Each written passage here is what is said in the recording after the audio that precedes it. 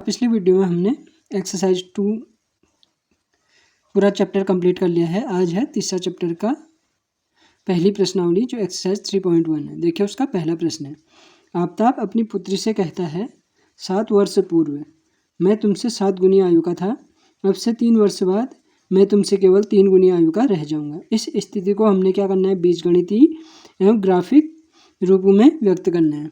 तो देखिए सबसे पहले हम क्या कर लेते हैं, सबसे पहले मान लेते हैं, माना आफताब की वर्तमान आयु, आफताब की वर्तमान आयु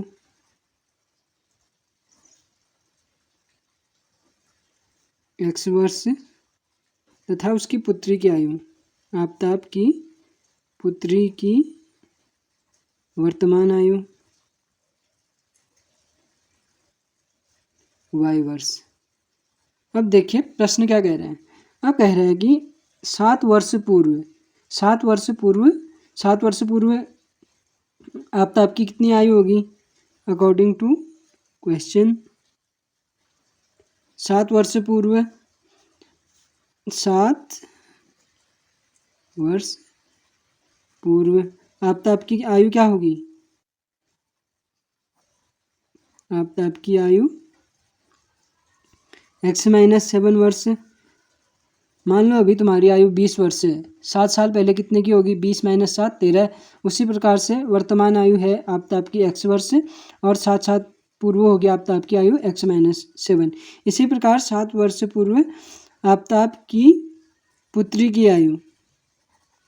आयु भी कितनी होगी, y - 7 वर्ष।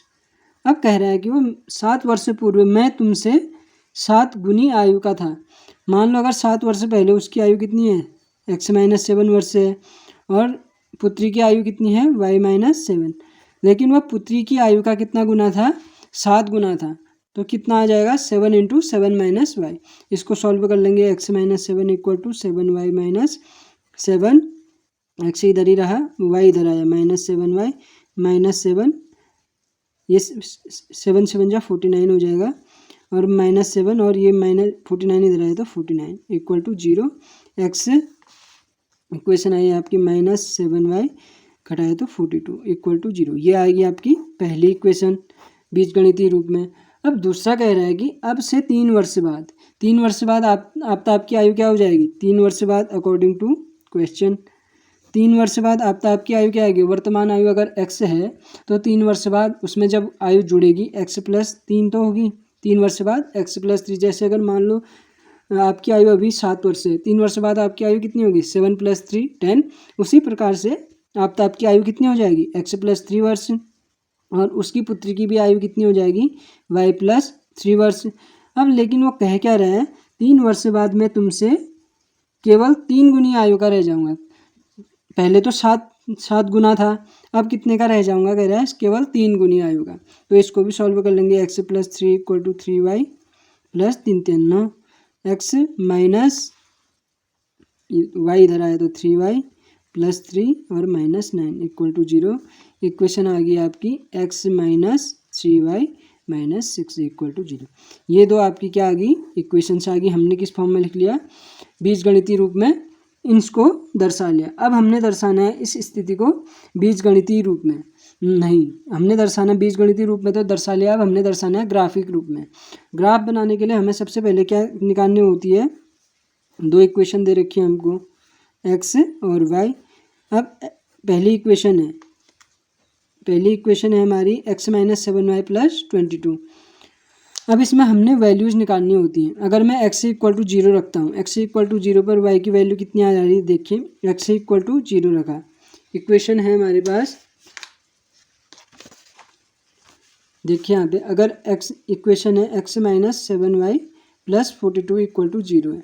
अगर मैं x = 0 रख रहा हूँ, x = 0 पर क्या आ रही है, 0 - 7y = ये 42 इधर जाएगा, -42 माइनस से माइनस कटा, 7 से कटा 6, y की वैल्यू आई 6। x = 0 पर y की वैल्यू कितनी आई, 6। एक कंडीशन तो ये आ गई। अब x = y = 0 रख दिया, अगर y = 0 रखता हूँ तो x की वैल्यू कितनी आ जाती है, 42। इसी प्रकार से हम वैल्यूज़ निकालेंगे। x = अगर मैं रखता हूँ 3, एक्स इक्वल टू, मान लो एक्स इक्वल टू 7 रखा, 7 माइनस 7y, देखिए क्या आएगा, 7 minus 7y plus 42 equal to 0,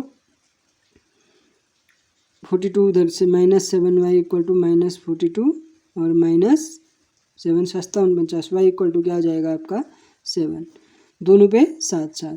देखिए हमने x इक्वल टू 0 रखा तो y की वैल्यू कितनी आई थी हमारी 6, x इक्वल टू 7 रखा तो y की वैल्यू 7, और x इक्वल टू 0 रखा, x इक्वल टू 42 रखा तो y की वैल्यू 0 थी। इसी प्रकार अब इन तीन कोऑर्डिनेट्स को हमने ग्राफ में दर्शाना है, और इसी प्रकार से हम इसकी वैल्यूज निकाल सकते हैं।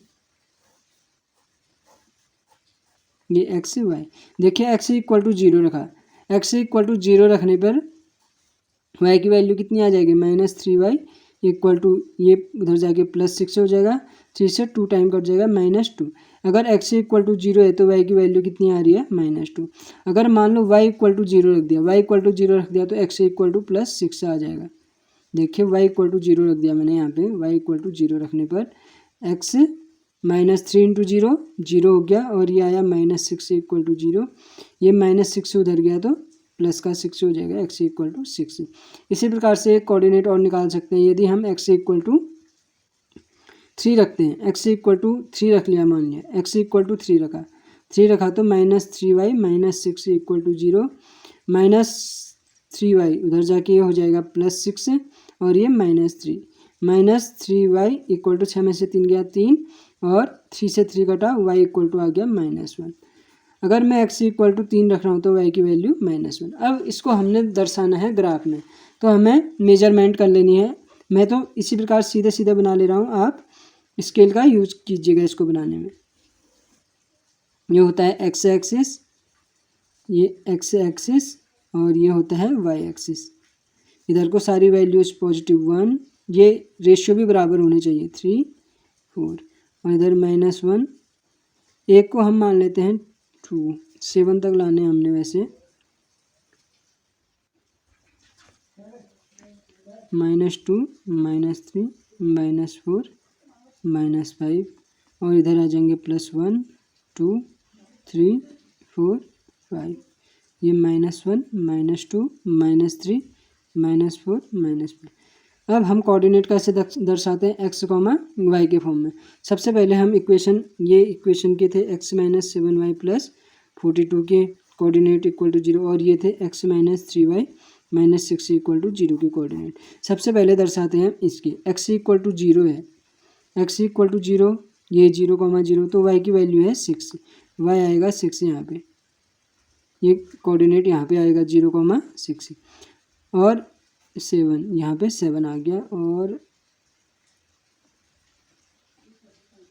ये 5, ये 6, ये 7। x की वैल्यू 7 पे, y की वैल्यू भी कितनी है 7, x की वैल्यू 7 यहाँ पे है, और y की वैल्यू 7 कहीं यहाँ आएगी, इस प्रकार से, ये इस प्रकार से, और 0,42 कहाँ, इस प्रकार से ये लाइन बनेगी आपकी, ये आई x -7y प्लस 42। और दूसरी इक्वेशन को दर्शाना है, x equal to 0 y equal to -2, y की वैल्यू -2 यहाँ पे आ गया, और x equal to 6, x equal to 6 तो y की वैल्यू 0 है, ये आ गई, और x इक्वल टू 3 है, x equal to 3 y equal to -1, कहाँ पे आ जाएगी ये 3 -1। ये इक्वेशन, ये लाइन आपकी इस प्रकार से जाएगी।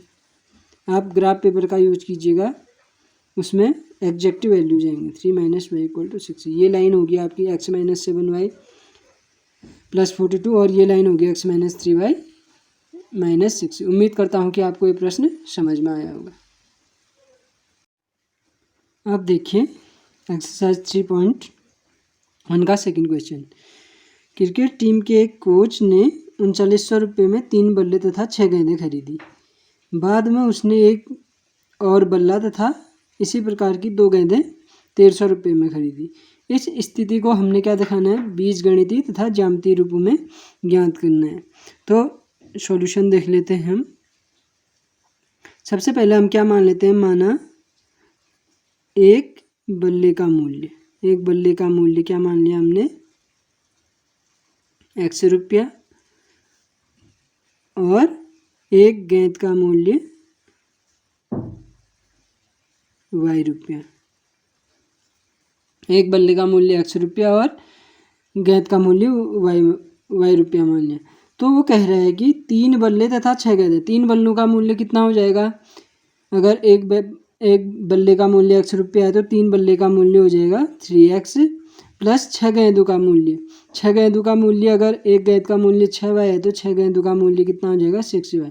दोनों को मिलाकर उसने कितने में खरीद रखे हैं? 3900 में, अकॉर्डिंग टू क्वेश्चन। ये पहली इक्वेशन होगी।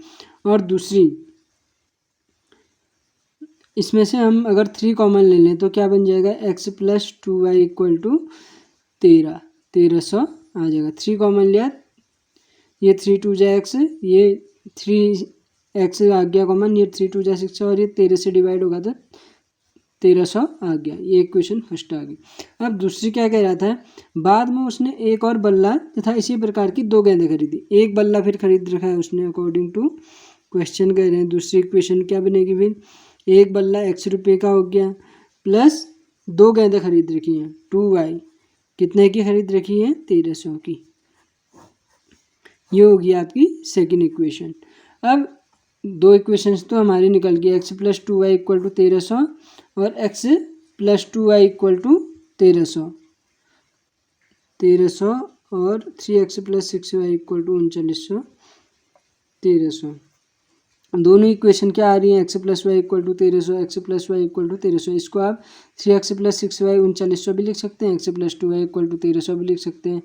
अब इसका ग्राफी निरूपण करना है हमने। ग्राफ किस प्रकार से बनेगा देखिए, ये हमने खींच दी x एक्सिस और ये खींच दी y एक्सिस।